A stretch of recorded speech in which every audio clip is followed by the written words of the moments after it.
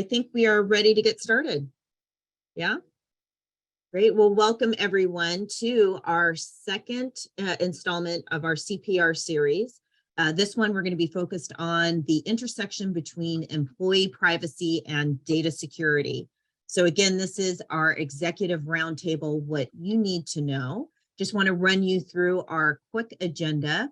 We're going to do some quick self-introductions. I'm going to tell you a little bit about Consilien because not everyone on the call or on the in this event is a Consilien customer. So I'll be giving you some highlights about who we are and why we can do this. And then we'll jump right into our roundtable discussion and we'll have Q&A. We're also joined by, Jeff Willard, who is on our on the Consilien team, and he'll be monitoring the chat. So if you have any questions, you can put it in the chat or put it in the Q&A. We're going to do our best to get to your questions. If we can't get to them, we'll send you an email. So we want to make sure that your questions get answered. I'm Krista Hollingsworth, and I'm the Chief Revenue Officer for Consilien, and I also help to provide some of the security awareness training for our customers. And I'm joined by Diana Iketani and Eric Kong. So Diana, can you just tell everyone a little bit about yourself and your practice, please? Absolutely. Thanks so much for having me, Krista. So I'm Diana Iketani. I am the founder and president of Iketani Law Corporation. We're a law firm in Los Angeles. But we do work nationwide with privacy compliance. I'm a 25-year lawyer, graduate of USC School of Law, and I focus on privacy and data security compliance, which means data collection and what companies do with their information, whether they are collecting it and sharing it, storing it, all of those elements, and how they comply with applicable laws, including the California Privacy Rights Act, but also GDPR, which is over in the European Union, and other jurisdictions. I'm certified for privacy in the United States, in Europe, in Asia, and for privacy program management through the International Association of Privacy Professionals. So I'm just thrilled to be here and discuss this stuff because I love it. So great. Thank you. Eric. Well, thank you, everybody, and good morning. I wanted to share that this year is Consilien's 21st year in operation. So we have been in the IT management, IT security space for a long time. I'm one of the founders of the company, and I currently serve as a CEO as well as the role of virtual chief information officer for our clients. So my function over the years has been helping our clients deal with road mapping, both strategic planning in management, and as well as in recent years, IT security has always been one of our foundational management tenets. In recent years, it's become much more of a forefront issue. And I think Krista has already shared our history with you. So there we go. Just a little bit. We're going to get started right now. So we were officially founded in 2001, and for the purpose of bringing enterprise-grade IT management best practices down market to help those middle market and small enterprise organizations with good governance, good IT planning, and obviously their cybersecurity. Our services include managed IT, managed cybersecurity, managed compliance, which is something new that Eric has. It was really Eric's brainchild on our managed compliance program. So we're really excited about that. Executive consulting, managed security awareness training, and managed backup disaster recovery. So those are the services that we offer. So let's get started. I'm going to stop sharing my screen so we can jump right into our roundtable. And let's start, Diana, I'm going to start with you. So can you just tell us a little bit about what CPRA is and who needs to comply with it? Oh, absolutely. So CPRA is the new California Privacy Rights Act, and it's not a new law. It actually amends an older law called the California Consumer Privacy Act, CCPA, which some people know about. CPRA just went into effect January 1st, so we're just a week into the new law. And it amends the CCPA, but the CCPA, just for background for people who don't know, went into effect January 1 of 2020, and it created a whole slew of comprehensive privacy rights for consumers in California, and that's defined as residents of California. the thresholds for compliance were 25 million in revenue, collecting information of 50,000 or more people, or if your business has 50% or more of the business is about buying and selling information. That was under CCPA. CPRA has modified those thresholds slightly, increasing the threshold from 50,000 to 100,000.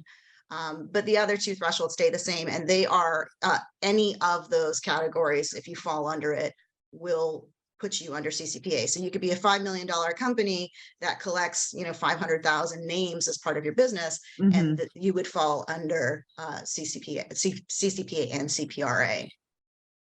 Yeah. So one of the reasons why we're having the this session and invited you in particular and Eric is because a lot of our customers are B2B customers.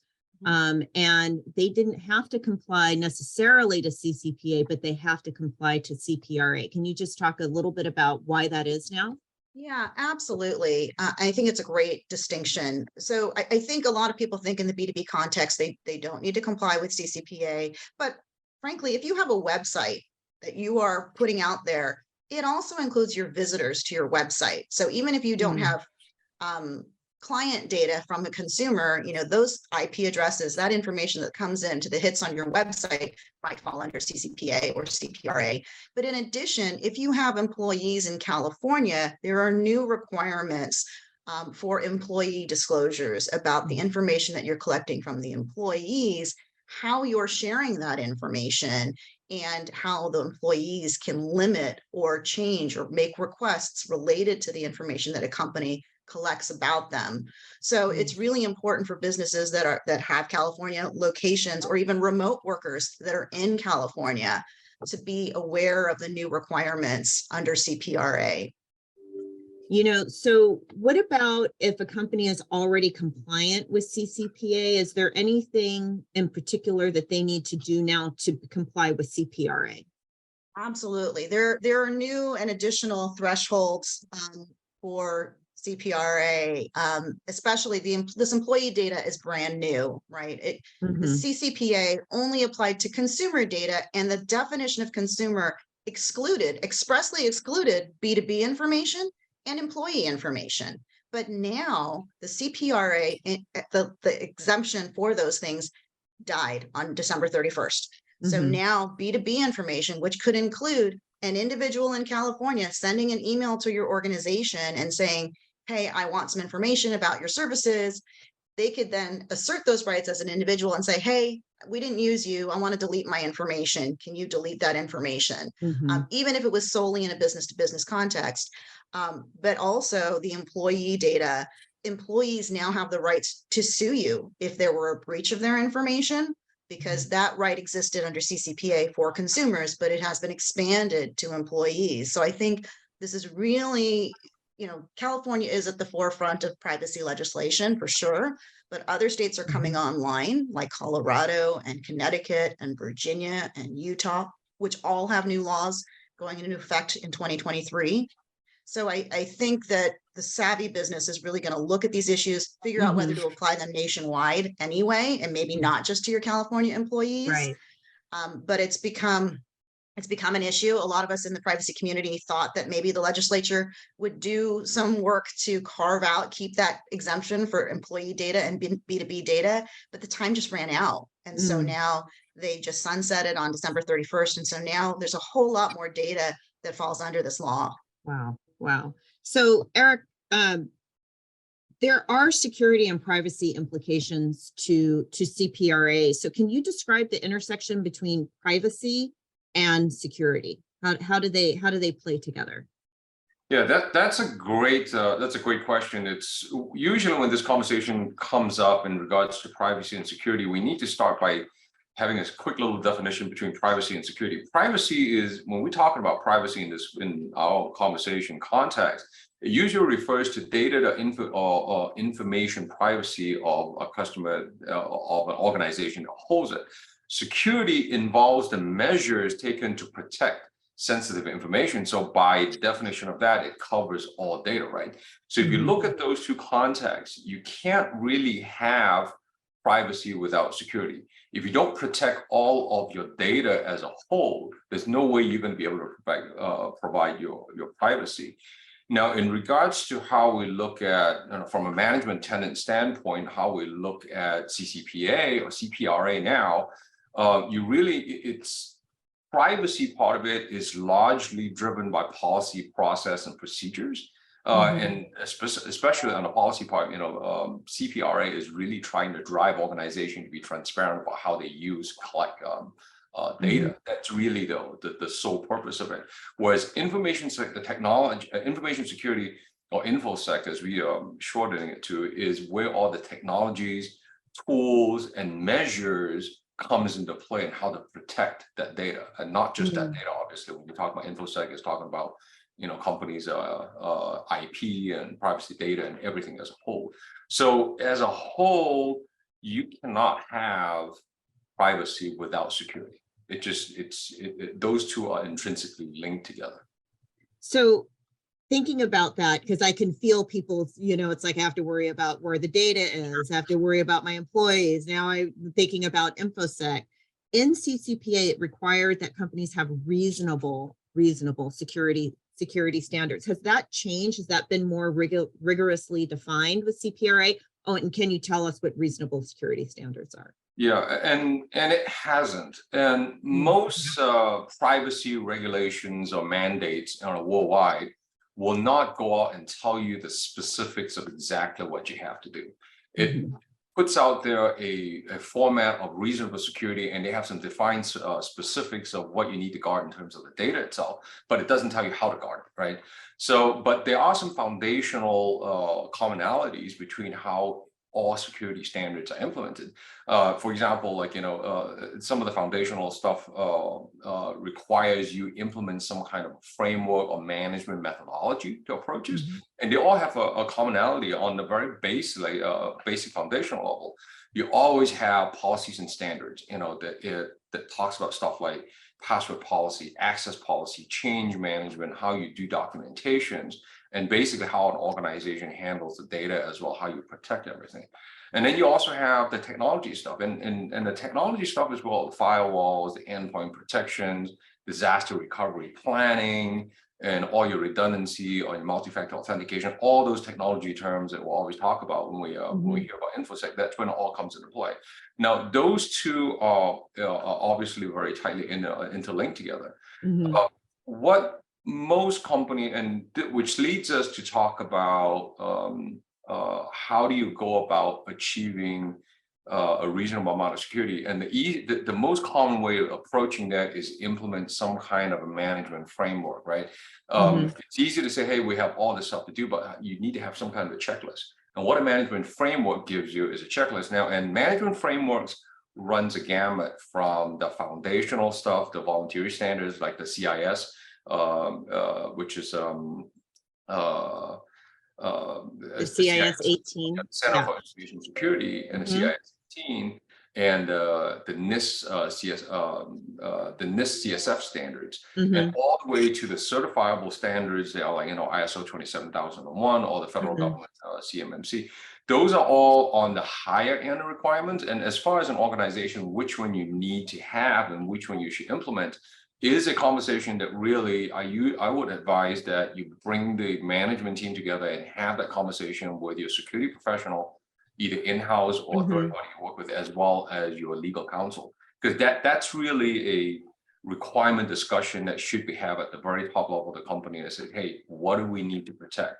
What other thresholds do we need to meet?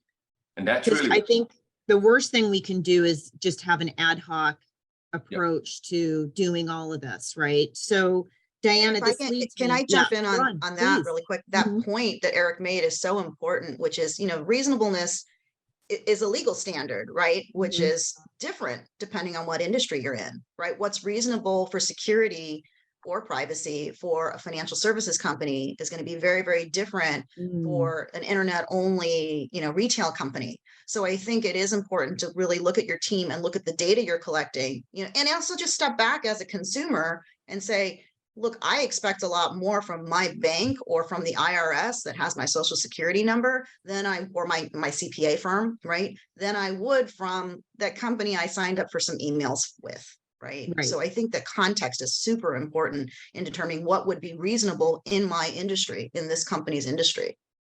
That's a great point. That's a great point. So Diana, going back to you, so how do you envision CPRA impacting the hiring and managing of employee information? I think it's going to kind of change the landscape, and I'll tell you why. The new CPRA requirements require disclosures not just to your current employees, but your past employees, job applicants. Before anybody gives information to the company, they need to know how you're using that information and why you're collecting it. So it's job applicants, current and former employees, as well as independent contractors that may have worked for the company. So anybody who, effectively anybody who's giving you data, we need to know about, right? You need to kind of have a plan for how that data has come in, how you're using it, how you control it. So you need to also look at how long you keep that information. What's your data retention plan? For employees that leave the company, do you keep that information indefinitely? Do you keep it for 4 years or a relative statute of limitations for when they could sue you? Do you delete it entirely, once they leave the company?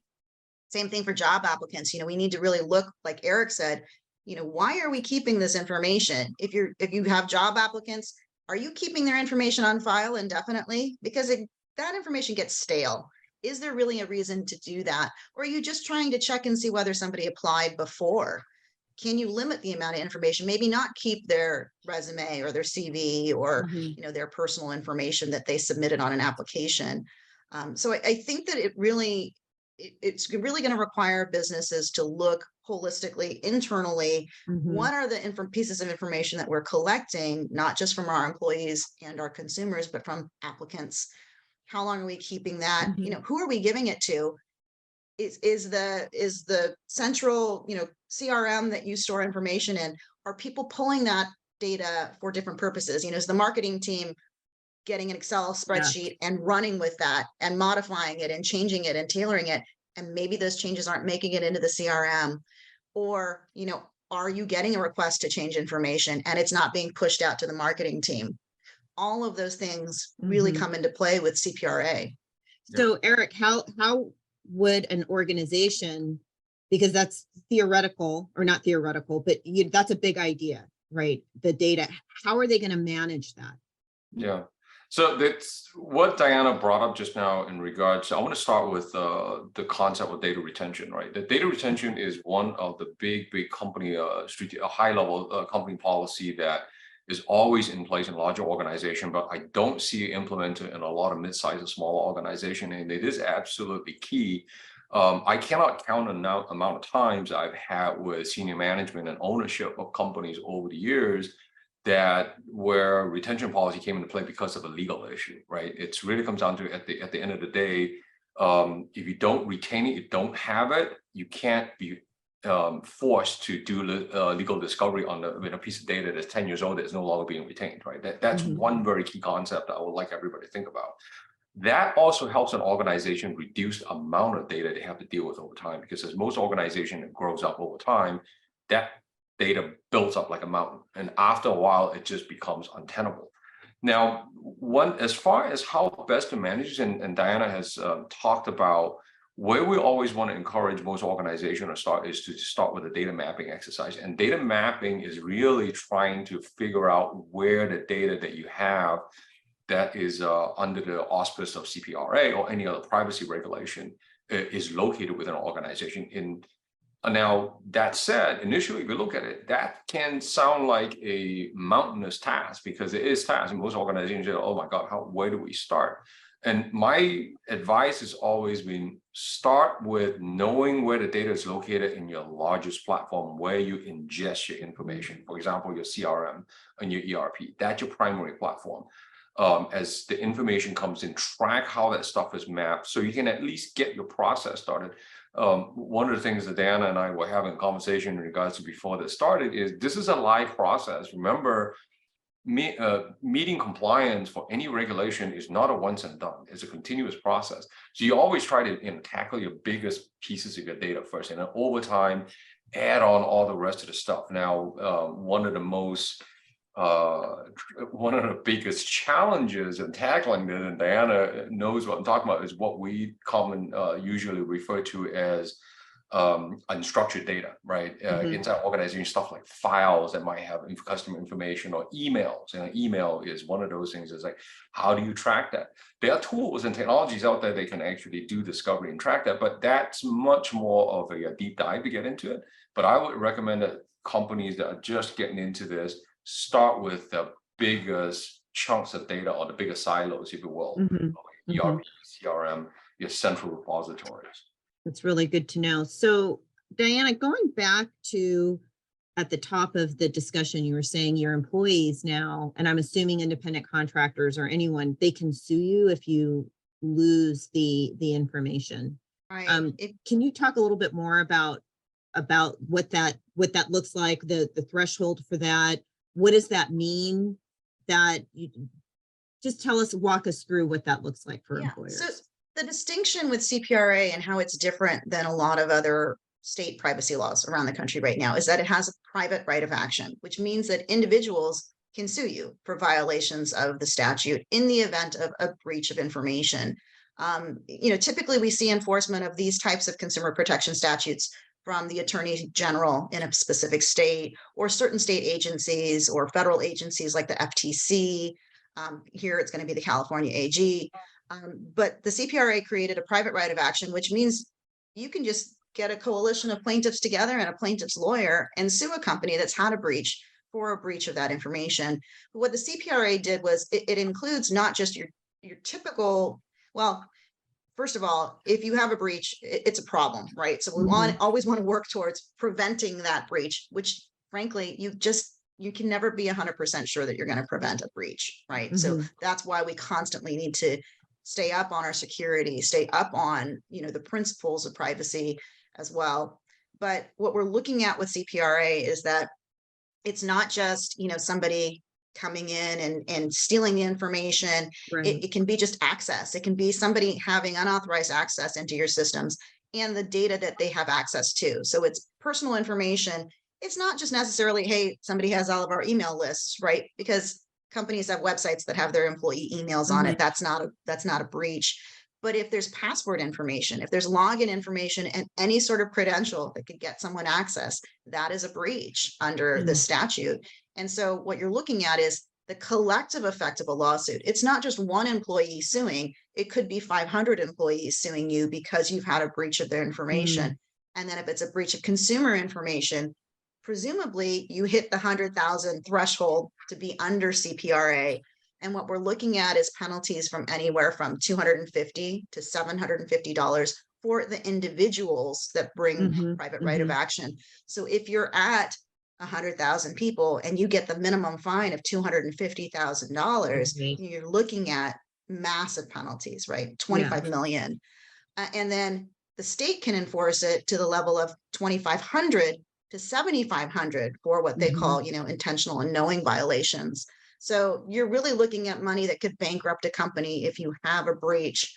But the other thing is, in California, we have something called an unfair business practices statute, which says that if you do anything unlawful or unfair, you can be sued under a business and professions code statute. And so it could be that you've violated CPRA, right? You haven't had a breach, but maybe you didn't comply with CPRA. And then a plaintiff's firm wants to take that and say, that's a predicate for this unfair business practices, something unlawful, unfair, or illegal. And then they might sue you under that unfair business practices statute. So that's why compliance is so important. Yeah, well, this is why businesses need to talk to a privacy attorney because of the specialized. I want to add to just to remind everybody to keep in mind that when we talk about breaches, and we talk about this in incident response very often in InfoSec, doesn't necessarily mean that somebody broke into your system and stole it. And it could just very mean that you accidentally leaked and passed on a list of customer information by accident. Mhm. A lot of times it could be just human error on very simplistic stuff. It doesn't necessarily mean that you got broken into. Right. I totally 100% agree. That's a great point. So it's also about device security. You know, if your employees don't have their devices secured and somebody Mhm. loses a laptop, you know, that is potentially a breach situation, or sending on a client list to the wrong group of people, or a group of people that maybe didn't have a written agreement to keep that confidential.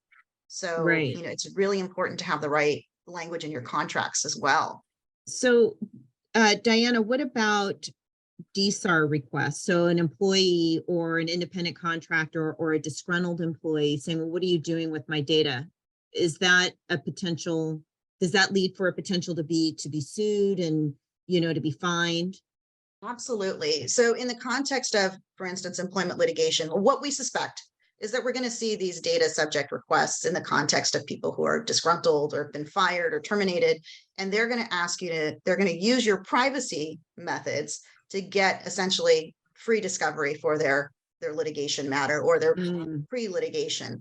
So I think it's really important for the privacy team or whoever is addressing these data requests to coordinate with the HR team or your employment lawyers to see, you know, a request came in and now we have to answer it. And under CPRA, you have to answer it within 45 days. So that's a mhm, pretty short period of time to potentially turn over all data you have on an employee, including their performance reviews, their emails, you know, any communications that supervisors may have had about them that in email, right? Because it's their personal data. So if you have to run a search request on that person's name through all of your email, that's a pretty huge task. And to produce that information within 45 days is pretty rough. And in the context of discovery in an actual litigation, you might have some more time to do that. You mhm, might produce things on a rolling basis, but CPRA doesn't really give you that option. So I think it's important to like Eric said, to know where your data is, mhm, to know where it resides and how you're going to have a method to search that and address it. The other requirement is that you need to keep all records of requests for 2 years. So, you know, if it's going to, hey, send your privacy request to this person in HR, that person in HR may be there next year, may not be there next year. You really have to have a centralized location for these privacy requests, whether it be a privacy at mycompany.com, or using a third-party vendor that can house those types of requests so that mhm, then the stakeholders who need to respond can all be responding on the same tool. Because oftentimes what you'll see is somebody gets an email and then they send out the email to 5 people and say, hey, we got this request, who's doing what?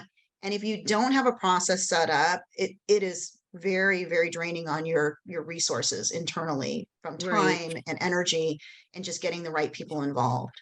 Yeah. So Eric, as VCIO for our customers and for, just in your capacity of VCIO, can you talk a little bit about the importance of bringing in those key stakeholders that Diana was talking about?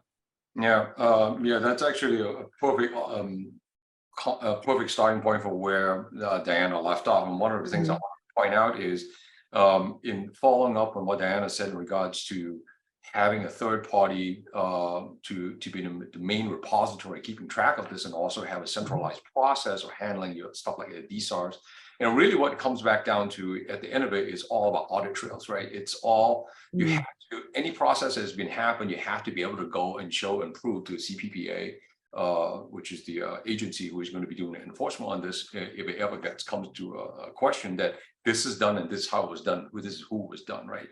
There are platforms that we use when we help implement this kind of a process for our clients, and that's what we recommend. Really have centralized process. I mean, but at the end of the day, you could try to do this and track this on a spreadsheet, but we all know how a spreadsheet works, right? Over time, as you have one employee come and another employee comes on, that spreadsheet is going to be completely changed and somebody else is going to use it. So you don't have a centralized place of doing this.